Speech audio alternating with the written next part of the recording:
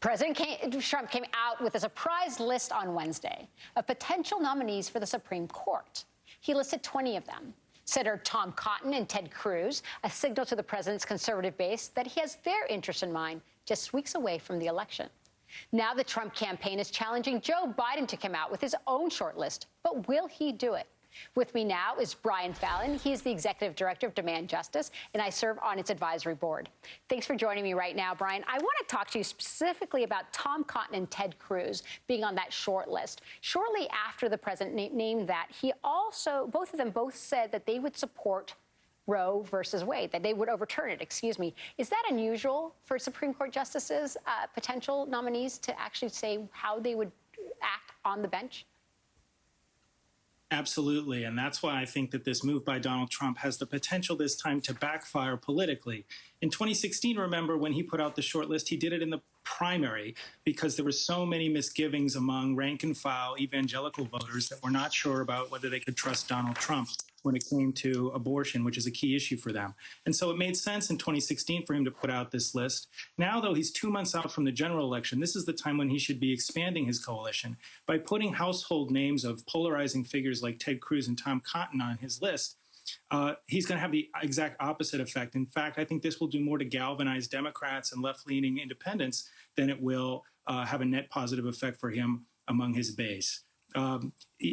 Previously in the past with Supreme Court nominees, they like to keep their cards close to the vest. They like to defer rather than answer questions about their positions on key issues like abortion and ACA.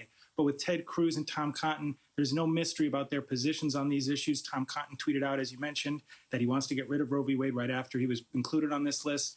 That, I think, is a message that will not sit well with other Republicans that are running in Senate races and are going to have to now answer for whether they would support people like Ted Cruz. Well, Brian, the other thing that I thought was interesting is the day that he released the list of Supreme Court justices, it just happened to be the same day that they released the audio tapes of Bob Woodward. Do you think this was more of a bait and switch? Well, he was planning to do this anyway. I think the exact timing might have been sped up in order to try to eclipse that bad news cycle. But they were planning to do this in general.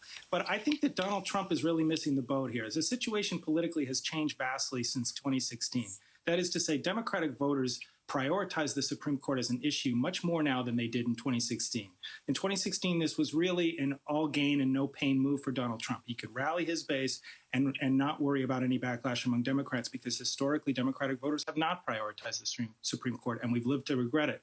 But now, poll after poll from Pew and Morning Consult and CNN, 3 polls in the last month alone have shown that Democratic voters, more so than Republican voters, are saying that the Supreme Court will be a very important issue for them in the election. So the health concerns about Ruth Bader Ginsburg, the lingering impact of Brett Kavanaugh's bruising confirmation battle in 2018, all of these things are creating an effect where Democratic voters may well go to the polls with the Supreme Court in mind, more so than Trump voters. Well, Brian, I think one of the reasons we're seeing it is because the absence of getting any legislation passed in Congress, we're seeing the Supreme Court finding themselves actually deciding really big policy decisions. Can you speak a little bit to that?